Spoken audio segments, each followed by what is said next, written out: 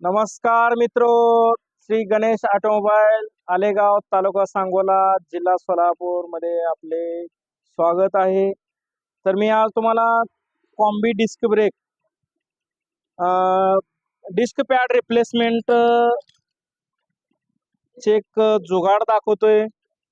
तर बघा, हे पिस्टन पूर्ण असे गंजून गेलेत। आपण याचा स्प्रे मारलेला आहे, याच्यावरती स्प्रे मारून आपण पूर्ण असं क्लिनिंग करून घेणार आहे। त्यानंतर डिस्क पॅड आपण नवीन टाकणार आहे।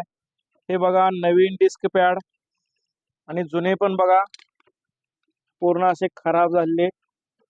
तर खराब झालेले डिस्क पॅड लवकर बदलणं गरजेचं आहे, नाहीतर डिस्क प्लेट अशी खराब होऊन जाते घासून। तर वेळेत बदलणं फार गरजेचं आहे। तर ही याची सुरुवात झाली प्लेटला घासायला, त्याच्या आधीच आपण याचं काम करून घेणार आहे।